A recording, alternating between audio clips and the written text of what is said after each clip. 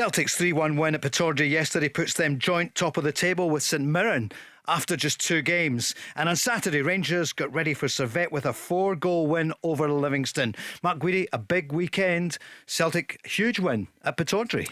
Yeah, credit to Aberdeen. They pushed Celtic all the way, Paul, but Celtic managed to overcome it, scored a couple of good goals, and maintained their start to the season. But I thought it was a really good 90 minutes yesterday.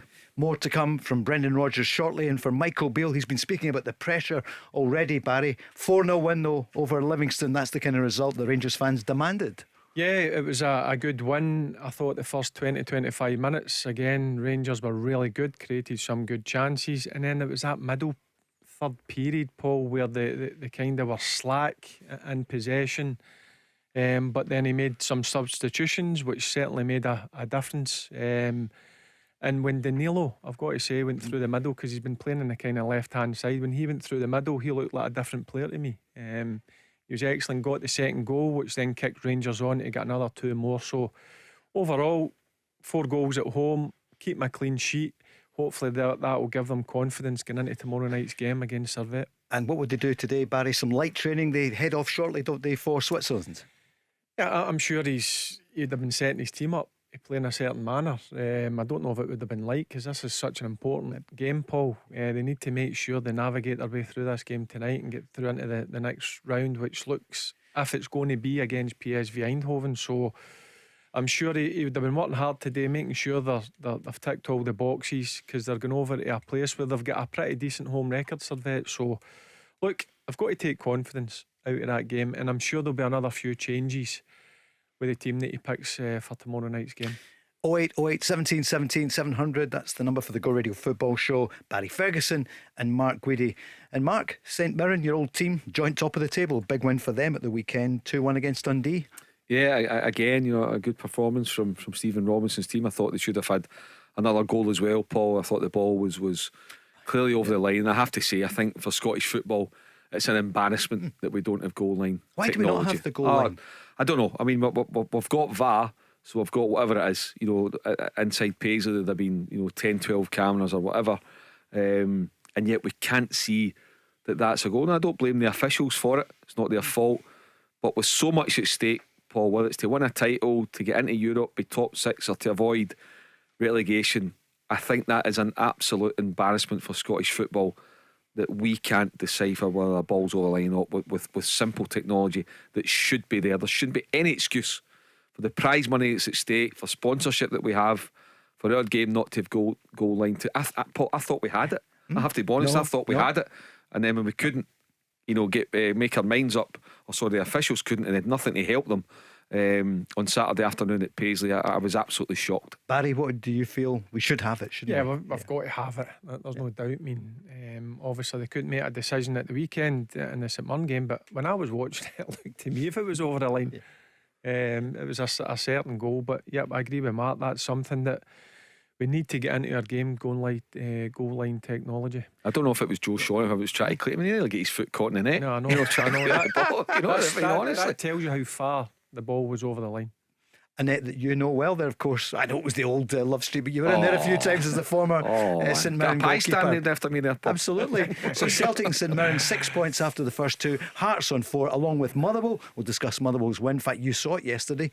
There's the first half you won't get back, but a big win for Motherwell. Kilmarnock, Derek McInnes doing well, 4 points. Barry? Yeah, I thought they would have got something at Tynecastle, just with the way they played against Rangers last week. I was very impressed with their setup. And listen, Dell's an experienced manager.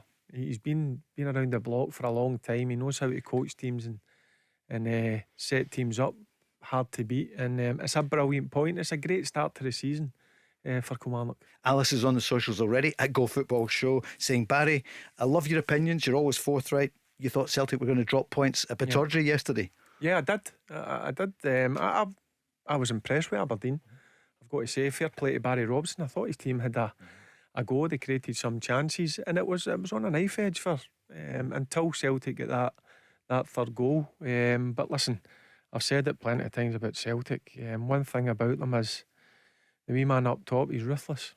He is. He got that second goal, and watching the game yesterday, it's his movement. his movement at times is unbelievable. But listen, to go to Pittodrie and come away with 3 points and score 3 goals, Celtic were worthy of the win. But you've got to be fair to Aberdeen. I thought Aberdeen put up a good show. Let's hear from Brendan It was a Rodgers. very good win for us.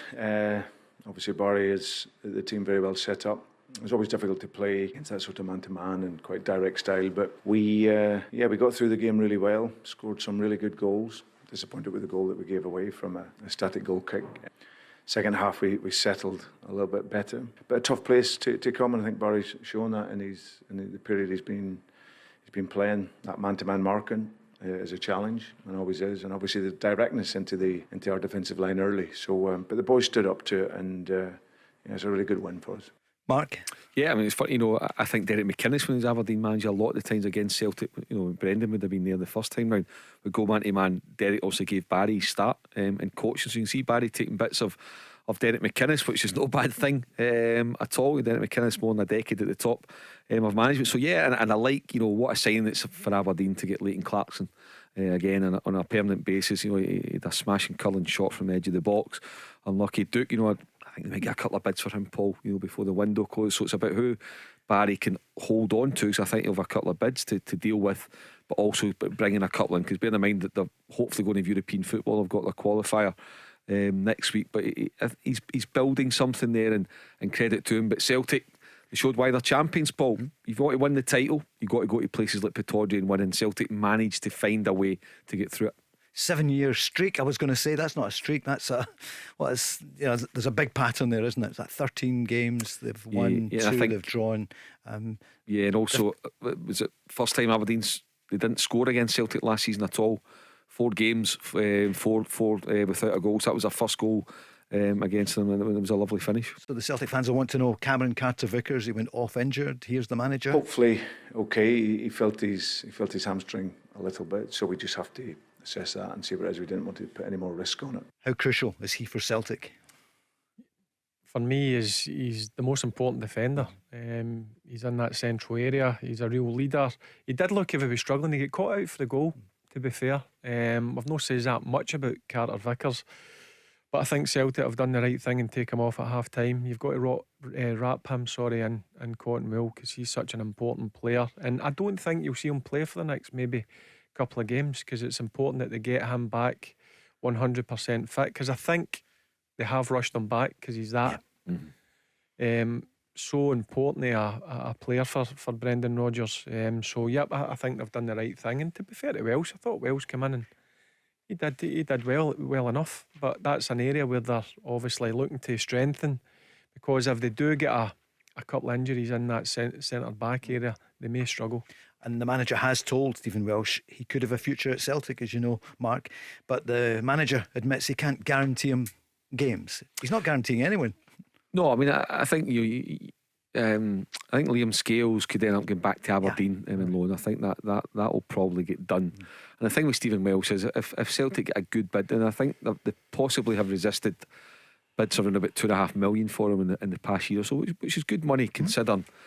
He would term him very much as a squad player, a boy with a decent future. If another bid like that comes in for him, I think they'd be tempted to take the money.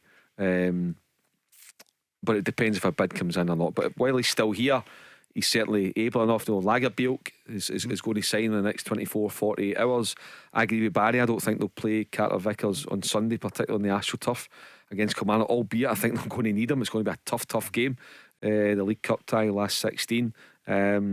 But Lagerbielke and Nawrocki may well be a partnership on Sunday afternoon. The manager was asked about the new signing, the impending signing of Lagerbielke. Very close. I'm pretty sure that next week we'll get that done. And what did you make of Hatate? So he started on the bench and then he came on. He went off injured. Here's Brendan Rodgers. Rio coming in was just a tactical one, I felt, in the second balls. There was a lot of direct balls in the first half, and in midfield we weren't getting around the second ball. So he's quite tenacious in there, Rio. So bringing him into the game, but then he felt maybe a little issue in his calf. So we'll see how that is in the next couple of days. Mark? Yeah, I mean, that's one thing I like about Brendan Rodgers, and also as well now with the 5 substitutes, the flexibility that gives you. He'll change things. You know, he's not stubborn. Whereas you know, he's stuck with a starting 11 and think, oh no, I'm sticking with David Turnbull. And I'm not.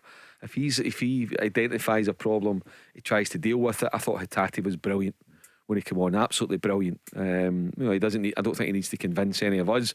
I don't think he needs to convince Brendan Rodgers either. He's a top player. Even his distribution is good, his positional sense. And then you hear Brendan Rodgers explaining why he brought him on. No, he's a top player, and I hope the calf strain, I think they've probably got him off early enough. He's felt it, because you don't want to be without Hatate and Carter Vickers, because they're both excellent players. And Barry, David Turnbull started again. He's had a great start to the season, but yeah, watching the game, that's one thing. I don't think Celtic's midfield could get to grips with the game in the first half. That's why he had to make that change. Yeah, Hatate come on, he done well enough, but I was more impressed with the young Norwegian home. I thought he come on and looked the part. What is he, only 20 years of age or 21? He looks as if he's a real find.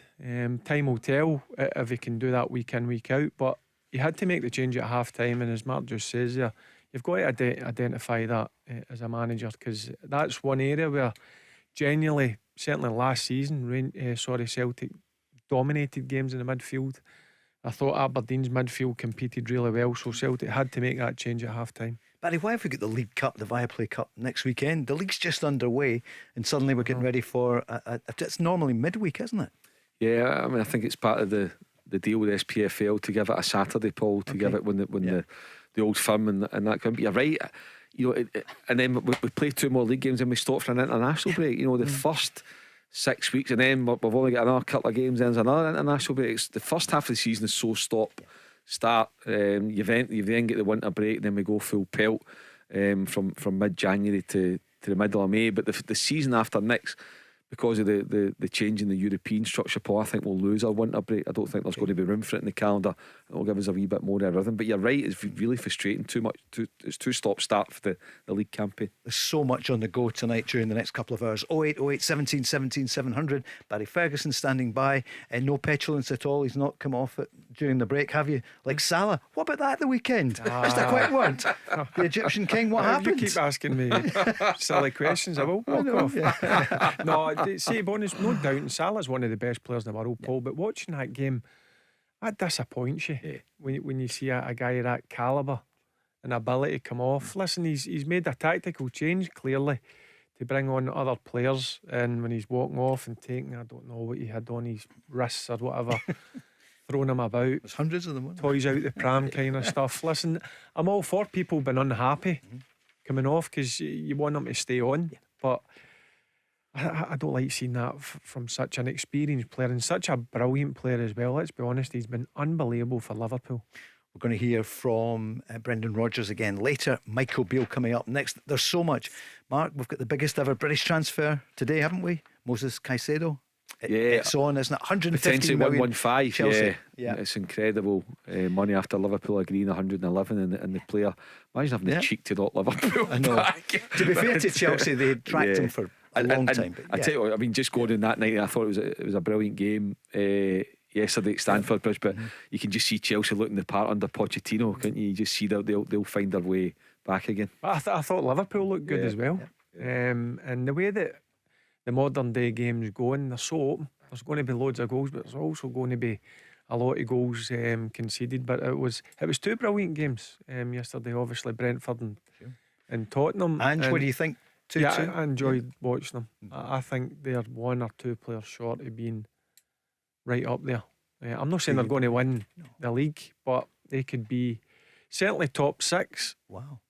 But I think they could creep into the top 4 if they get 1 or 2 players. Wow, Barry, because you know the narrative in England has been, well, it's so late, the Harry Kane transfer and all the rest of it, but we all know. I don't think there's much panic. Listen, it's been done. They've got brilliant money in for a guy who was going into the final 12 months of his contract. I think he's got his eyes clearly on somebody else to replace him, and once he does that, I think they're going to be a force, Tottenham, because they were a right good watch yesterday. Rangers are one of 3 clubs interested in signing Bristol City defender Zach Viner. That's all we know in that one at the moment. And the Newcastle winger, frozen out Ryan Fraser, has been linked with a shock move to Celtic. We don't know, Mark, but both of those could happen. Yeah, I mean, certainly Ryan Fraser's right out of the picture under Eddie Howe, the Scotland international, so he'll want to try and find a home for the next 12 months, bearing in mind the Euro situation as well for Scotland. I think Celtic probably still could be looking for a wide player, particularly if there is anything going to come of the Abada stuff that's been going on non-stop, although I think Abada will stay. But yeah, Fraser would be a potential option. Barry, could you see him coming to Glasgow? I think they do need another wide player. I see the type of wide player I think it would suit Celtic. No, I don't. I don't think he's got pace, he's powerful. I think Celtic will look more for a kind of tricky guy who's got really unbelievable skill, similar to the kind of Jota scenario. Well, that's what but listen, who knows? As I say, he's the right good career. He's played numerous Premier League games, so it'll be interesting to see if something does happen. But I do still think Celtic will bring in another 2 or 3 players. The weekend kicked off at 3 on Saturday. Rangers winning 4-0 against Livingston. The manager spoke afterwards and about the pressure he's been coming under this early in the season. Listen, a mixed bag. It's been a rough week behind the scenes. Okay, so in terms of the players going into what is your first home game in the league in a season, we're under a little bit of pressure, or more than a little bit of pressure. And for the new guys this week, they've probably rode every emotion. That's why at the end of the week, when I pick the bones out of it, I'm going to be positive more than pessimistic in terms of 1 or 2 areas, because the new guys have scored goals now. Dujon's had his debut, Jose was excellent, and Jack Butland's got his first clean sheet as well. So all in all, the week's ended a lot better than what it started.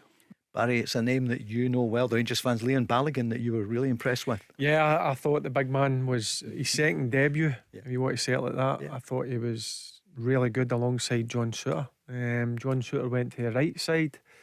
I think it suited John Souttar really well. And Balogun does what Leon Balogun does. He's first and foremost, he's a defender. He wins his headers, wins his tackles, and when he receives the ball, he plays it simple. And I like that for a defender. John Souttar's a bit different. He's got a brilliant range of passing, loves to drive into the middle of the pitch and commit players. But yeah, I was impressed with Big Balogun. I said last summer, Paul, I thought Rangers were wrong to let him go. I'm not saying he's going to play every single game, Leon Balogun, but I tell you what, he's certainly a brilliant backup. Leon was fantastic today, and he gives that first hit. He can play right or left. I think we should get used to seeing a back three at times as well. And Ben's back into training on Monday. That's the first sighting of Dujon. Ridvan's back in training Thursday. All of a sudden, Leon King's back. There's a little bit more strength there.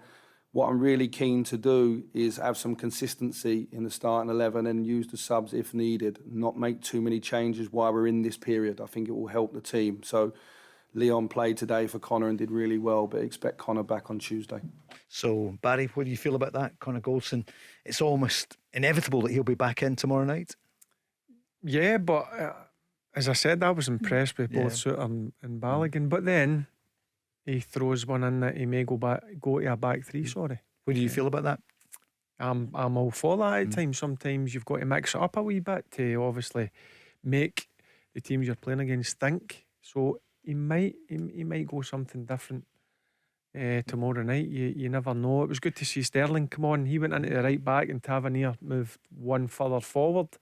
So that you may see in the future as well. Cifuentes, really impressed with him at the weekend. Looks apart, strong, physical, could handle the ball. So there is some positives. The only negatives was that middle period of the game where they come off it a bit and they became a bit slack. But then the manager did make changes, which made the difference. And Matondo, who's not played a lot of football, he looked really good when he came on. He's really pacey, and that's something that Rangers have not got anything in the final third is real genuine pace. So there was positives, and that's what you've got to try and do, take the positives out of the game, because as I said, the games come thick and fast when you're at Rangers. Mark, the mood music much better for Rangers than this time last week after the Kilmarnock game. Yeah, I mean they've got a home win in Europe, Paul. They're taking the lead to Switzerland tomorrow. Albeit they've been better if it was a 2-goal lead. But bottom line is they won the game and they take a lead there. They've got a clean sheet. They scored 4 goals on Saturday. There are a lot of positives, so Balogun can go and play 3B. Always thought when they signed Dujon, Sterling looking into how he plays and his different attributes, I always thought that could lead to a back three being the preferred option. You know, with Suter and I thought that looks like a back three with maybe Tavernier being a wing back. But anyway, it gives him options. Matondo, he was bombed out, Paul. I think Rangers, they might still let him go, but I think he's obviously caught the manager's eye in training. He's obviously put a lot of graft into it, and he does bring something different, because Michael Beale's identified that we need to find a Ryan Kent type. That's the one sign. If I can make one sign between now and the window closing, would be a Ryan Kent. Now Matondo can bring it. I don't think he's as good as Ryan Kent, but he can give you that kind of the pace. He can get by a full back. His final ball needs a bit of work on, just his game intelligence, but something you can work on. That's what Michael Beale's there for. He's there to coach. That's his quality. So Matondo could be a wee sort of Brucey bonus for Rangers in terms of, you know, what he might be able to bring. Good game. Thanks for making the switch. Millions of you downloading the app and tuning in every night live, or getting it the next morning. And a lot of you do out there, out and about, which I almost said there. Mark, loads of people tuning in now for the show. Brilliant. More and more, including now. Let's go on the lines. Reagan is on. Good evening, Reagan. Paul, it's good to be on. Thank you for having me on again. Pleasure. Good to hear you. What are you thinking? You'd be happy yesterday as a Celtic I was, fan? Paul, but I was impressed with Aberdeen as well, in terms of they actually came out and they had a go at Celtic as well. So I thought it was actually a very good match to watch. You sound like Willie Miller there. You know? We're the Glasgow station, Reagan. No, I know you're right. And Barry said that at the start of the programme as well. Aberdeen looking good under Barry Robson. What about Celtic? Can we ask you what you're thinking? Hatate, for example? Yeah, I think he's got a bad injury, but I still think he'll be away by the end of the transfer window, Paul. David Turnbull started again yesterday. I know you can play devil's advocate and say that David Turnbull scored two, so you're possibly not able to drop him, but I still think they'll be away by the end of the transfer window. But in terms of Celtic, I want to ask you guys, see the one player that I was surprised about, but I was very happy, was Thiago Holm, the new Norwegian player. I thought he played really well when he came on. Well, Barry Ferguson, you liked him. Yeah, I like to look at him. I'll be honest, I didn't know too much about him, but when you go and pay a £3 million fee, you've got to have something, and certainly when he came on, I sat up and took notice when you're watching the game and you think, he looks the part. So they've obviously tracked him. They've obviously been desperate to sign him because of the fee they've paid. So it's only his first game, but I'm sure in terms of going forward, if he continues progress like that, Paul, I think he could be another brilliant find. Mark? Yeah, at $2.5 million, Paul, he kind of fits into that category that Celtic kind of shopping around in the main, and the more often than not they turn up a gem, and he looks to be another one. And if Barry's singling him out in that position, then I'll absolutely take Barry's word for it. Just want to pick Reagan up. Hatate, I see where you're coming from, Reagan, in terms of the possibility of losing. There appears to be I know a bit of uneasiness surrounding Hatate and his future for whatever reason. All I would say, unless Brendan Rodgers wants him out the door, which I don't believe that he would. I said last week in the programme, Celtic have lost Jota, Moy, and who's the other one? Starfelt. Yep. So there's 3 first team players gone. I don't think you can afford to lose anymore. Right. You get into Europe, you want to defend your title, you want to try and win a treble again. Hatate's a top performer. He's arguably the best player, the most consistent player in the country last season. Abada as well has been like now, unless these players are causing serious problems behind the scenes on a day-to-day basis, and they're really working their ticket, which I don't think Hatate or Abada would do. I think you've got to keep them. It takes me back to a time, I think it was summer of 2019, when Celtic sold Kieran Tierney to Arsenal for 25 million. And as I've said many times, Brendan Rodgers wanted to buy Callum McGregor as well, and would have comfortably have paid 20 million for him to take him to Leicester. But the decision was made, no, we can't sell 2 of our best players in the one summer. So Callum had to bite the bullet and sit tight, and it's worked out well for him. You can't lose Abada and Hatate and Jota.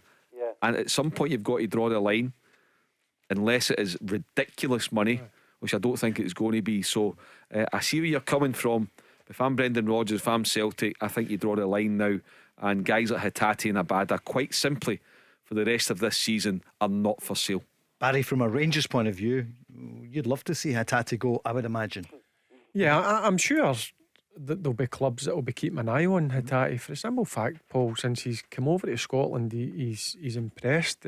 Mark's right in what he's saying. He is very, very consistent. And the only way I see him leaving Celtic, if there's a crazy offer of 20 million quid or something that comes in from then, they may consider it. But I don't think they would let him go unless they've got something up their sleeve in terms of a replacement. But I can't see that happening this season. But listen, stranger things have happened. You know the kind of money it's flying about at this moment in time. You just need to look down in England. But Sido going for Brighton to Chelsea for £111 million, and then they might. I think he's a kind of Brighton type. Yeah. Like Hatate, you know what I mean? Something like that. So listen, we never know. But I don't think Celtic would let him go easily. It would need to be top dollar before they would even consider it. Regan? No, I was just going to say, I think he's a Brighton type of player, and I think when they've got that amount of money, that he would probably be a priority. So we know that David Weir is the chief scout at Brighton. I'm sure he's... Barry's on the phone at me now, Regan. I'm sure he is. I told him about Kyogo as well. Booked his taxi to the airport already, but no, I'm hoping that he stays, but I'm not too sure. But one thing I was interested with the Celtic game yesterday that I want to speak with you guys is that Brendan singled out Stephen Welsh.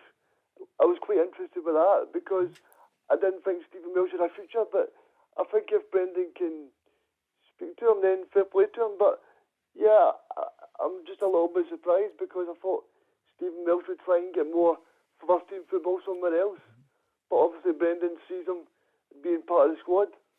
I think, you know, if you look at Celtic, they've got Carter Vickers, they've got Nawrocki, and they've got Lagerbielke who's about to sign in the next day or two. So there's your three centre halves. So that means that there's one more. Kobayashi, Welsh, and Scales. And I think Scales is going to go back to Aberdeen and he's going to go somewhere else in loan. I think it's maybe it comes down to a decision for Brendan Rodgers to make. Who's my fourth choice? Is it Stephen Welsh or Kobayashi? One of them becomes surplus to requirements, and I think one of them is allowed to move on. Who would you go with, Mark, if it was you, between Kobayashi and Welsh? I would probably go with Welsh. But then if the boy thinks I really want to go now, and there's money coming in around about the £3 million mark for him, if you get a sell on, Paul, and you might think I can work with Kobayashi, maybe to give us something. But then you always put your own interests first if you're the manager most of the time. So I think probably Welsh is a better bet than Kobayashi. But they might still let Welsh go if a proper bid comes in for him. Let's hear from Brendan Rodgers speaking about the subs. Yeah, and it really is a squad game when you're at a club like Celtic. There's so many games, and every game is a big game. So, but Welsh was excellent when he came in. You know, he trains so well. Yeah, Oldham as well comes in, makes an impact. Yang does really well for the third goal. So yeah, it's important that the players are always ready, and I think you've seen that there today. That when they come in, they contributed. Barry's given Stephen Welsh a positive mention there.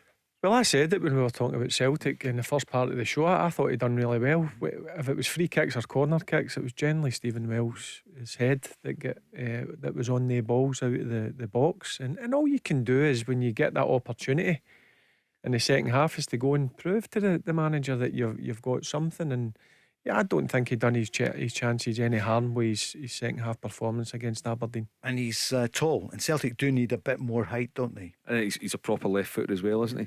Stephen Welsh, I think he's a natural. No, is he right sided? Is he? Is he right sided?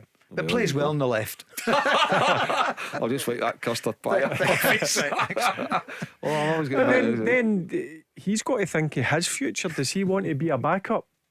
Yeah. Or does he want to go somewhere and have a better opportunity to play week in, week out? Similar to like young McCrory at Rangers, the goalkeeper. He's looking at that I need to go and play now, and maybe Welsh is looking at that as well. But it was interesting, the comments for Brendan Rodgers. He was clearly impressed with his second half performance, because it's hard to come off the bench. People generally because the players are obviously, I know it's half time and you've got that 15-minute period, but you've got to play catch up in terms of the players have already played 45, but he certainly come in and played his part. Here's a bit more from Brendan Rodgers about Celtic's 3-1 win against Aberdeen. Well, yeah, there's no doubt on that. I think the attitude of the players is top class, and it's always a good sign for a team when you can start well and finish strong. So it was always in the balance, of course, but once we get the third goal, we can then control the game. The guys coming into the game, the subs, really come in and settled the game well for us and made a really important contribution. But he knows there's a lot to work on. Yeah. Oh, there's lots to work on. But I think it's the beauty of the squad. They're a group of players that want to learn, want to be better. There's many areas that we can improve on, and that's the beauty of it. It's still very early on in the season, and there's a long way to go. And I think each day they will get better and better. So, but whilst you're looking to improve performance level, it's important to win, and it's 2 out of 2. We've scored goals, and I'm pleased. Regan will bring you in here as well. One of the other big stories today is Kieran Tierney, not even in the squad at the weekend for Arsenal, Barry, and it's on Sky, it's on everywhere that, yet we know Real Sociedad are interested. Newcastle are discussing a loan, apparently, with an option to buy, and maybe some other clubs as well. Is there any chance he would come to Celtic?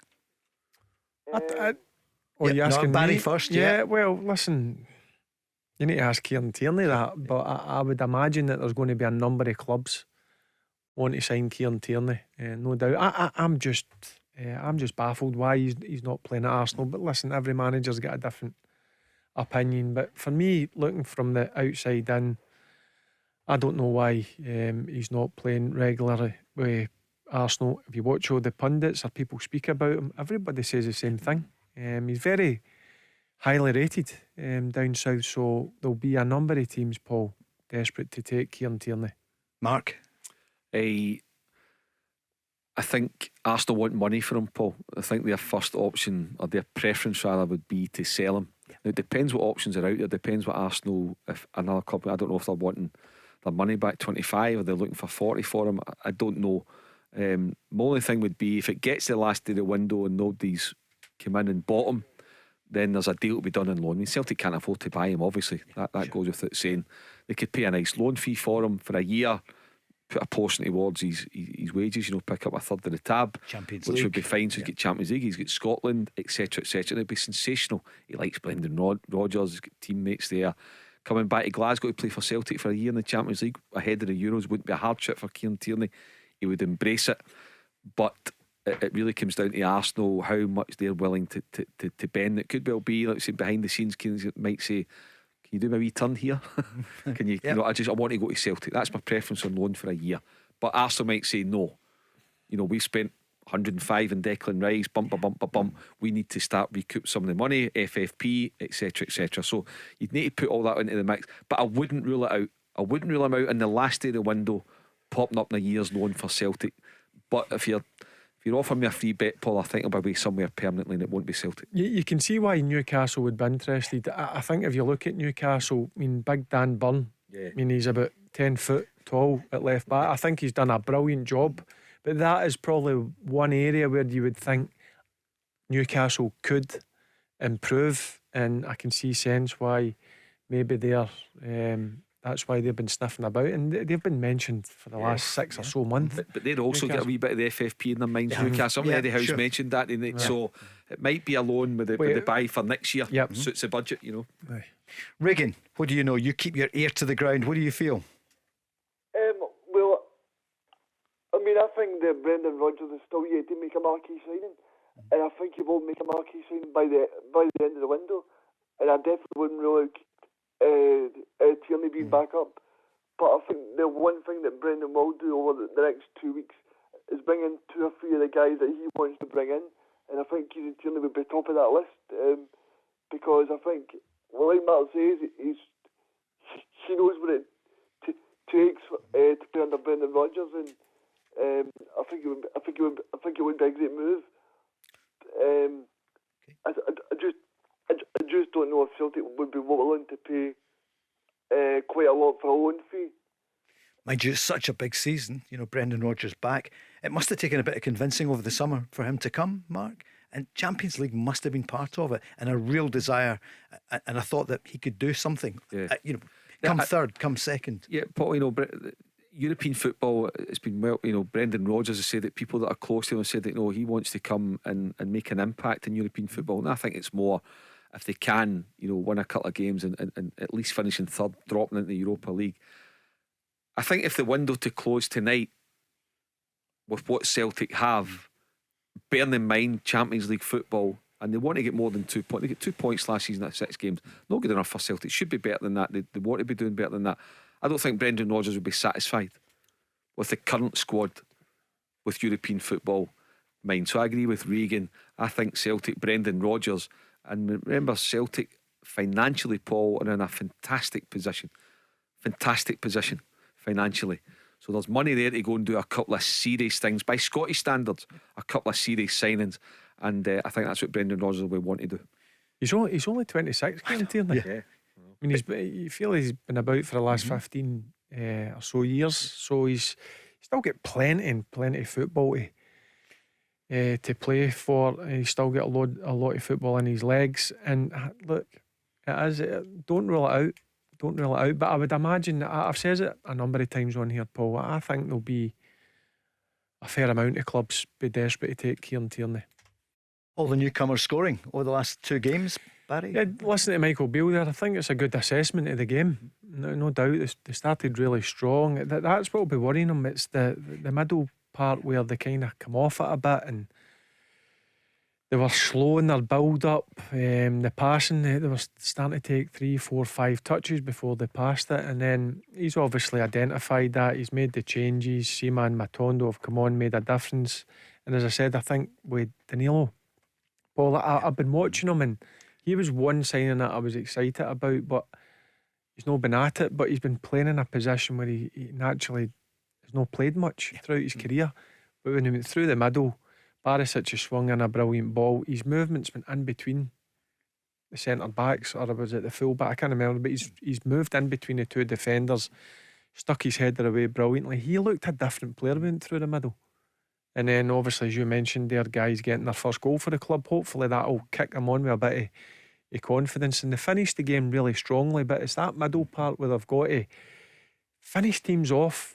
What they've done with Livingston late on, go, and then you can relax and make a lot of substitutions and rest people. But up until 70 minutes, it was pretty stuffy. Made the substitutions, they made a difference, and then obviously they killed them off late on in the game. Mark, the goalkeeper Jack Butland, as Barry mentioned, his first clean sheet. The manager has been speaking about him. Yeah, I've got no doubts with Jack's a top goalkeeper. We get him at a good age. We're very fortunate here. I think we have good goalkeepers in general. It's a position that we've got strength in, depth in, and Jack talks well in the dressing room as well. And I think he started his Rangers career well. And I think in midweek he had a good night, and a VAR decision robs him of a clean sheet. So I was delighted that he got one today. And they might need his safe hands tomorrow night, Mark, against Servette. Yeah, they're going to. Paul, Jack Butland will be called into action tomorrow night. Of that, there's no doubt. And you just think back to, Rangers have been really, really good in Europe for 5 years now. You think back to Steven Gerrard, getting in after Christmas a couple of times, going all the way to the final of the Europa under Giovanni. But you think as well, how many saves did McGregor making those big European nights? Sometimes he was pulling off 3 or 4 worldies to get Rangers through, albeit they're scoring goals at the other end. So that's what Jack Butland will need to do tomorrow night, and I think he's capable of doing it. Paul, I've been impressed with him. You can see he's got a presence, he's calm, he's clearly a communicator, and he can pull off a save. So yeah, Butland will be important tomorrow night, and this is where he's got to earn his stripes. That's why he's in the team ahead of Robbie McCrory and John McLaughlin for nights like tomorrow, because when Servette create opportunities, and they will, Butland has to step up and bottom line, keep a clean sheet tomorrow night. Rangers are through. It's as simple as that.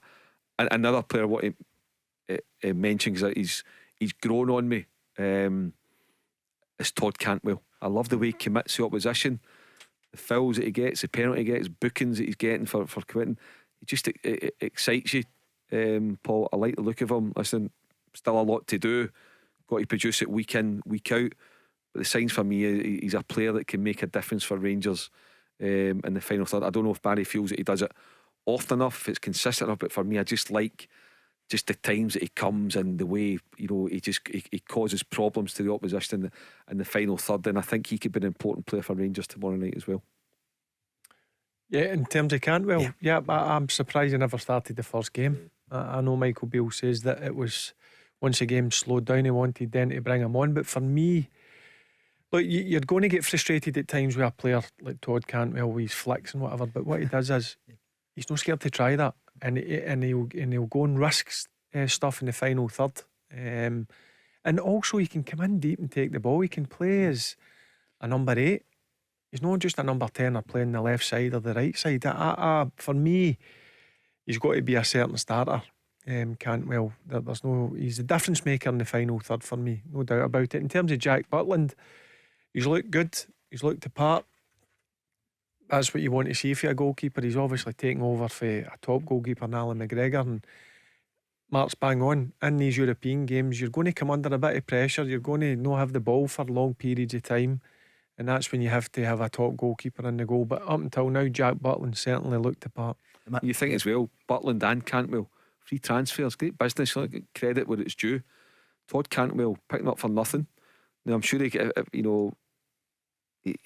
of lost his way down the road, but Michael Beale seen something in him, so he picked him up for nothing, Paul. I mean, normally you'd be expecting to pay a few million quid for Todd Cantwell and Butland as well, albeit I'm sure both of them are on fantastic wages and good luck to them, but they've not cost a transfer fee. So give credit to Michael Beale and the Rangers board for coming up with deals to get it over the line. Here's Michael Beale speaking about Todd Cantwell and the midfield in general. Really pleased. Todd had a fitness test to play in the game today, so it was very much touch and go.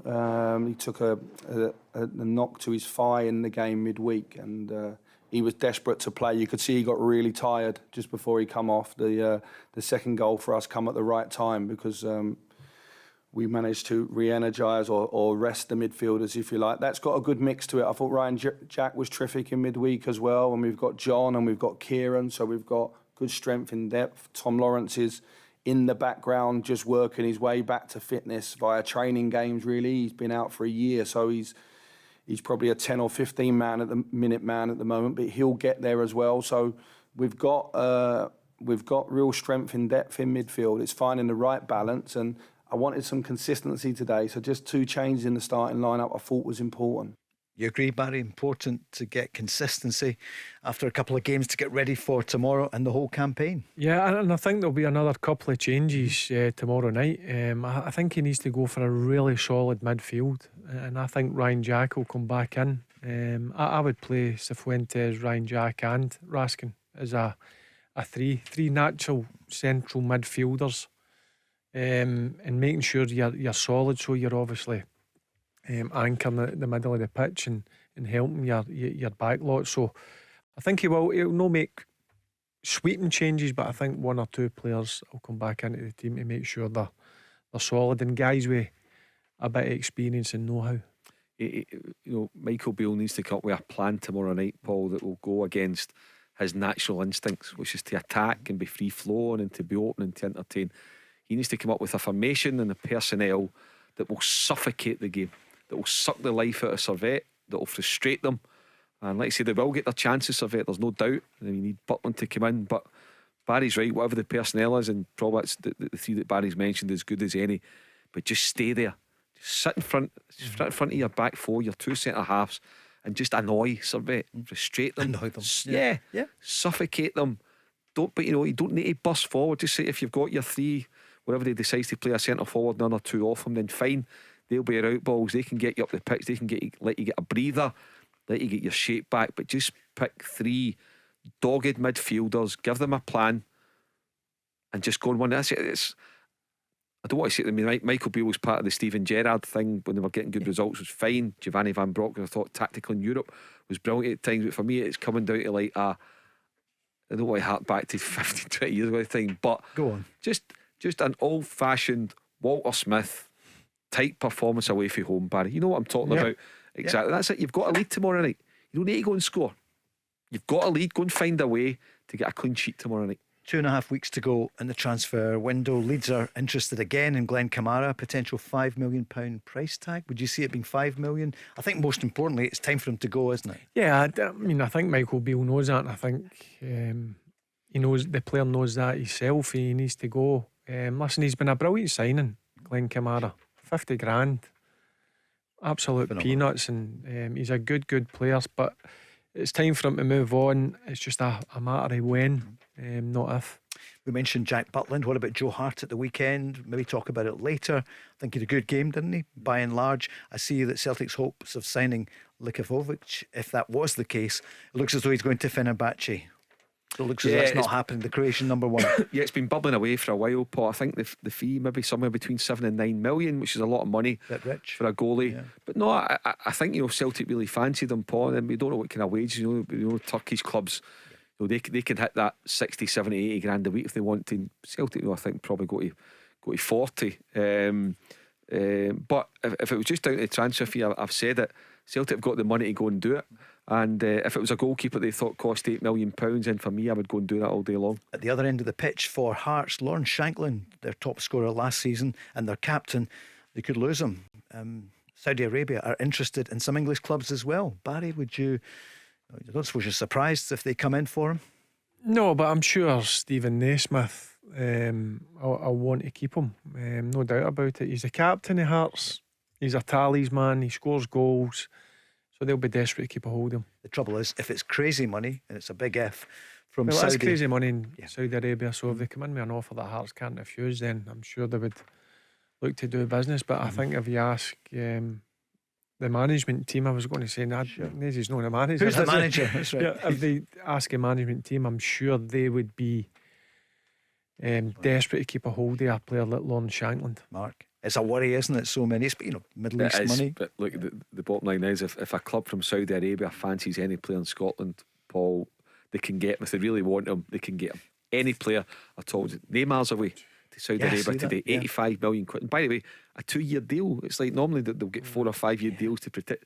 2-year deals. He's like, I'll go there for 2 years. The 2-year thing protects you with the tax-free money, so you need to go there for 2 years. So all ties in. But 85 million quid, Neymar, boom, there you are, I'm away to Saudi Arabia. Radio Saudi Arabia calling Mark Goodin. Comes a package. Tax-free. Yeah, I'm just looking at this Yeah. Rangers team Uh-huh. for tomorrow. You're going to give us your team? Yeah. I've got 2 teams. Great. Can Get I it. play with 2 teams against You Cervera? might- I'm sure you can speak to the refereeing fraternity, see what can happen on Yeah, that but one. I've done that a few times.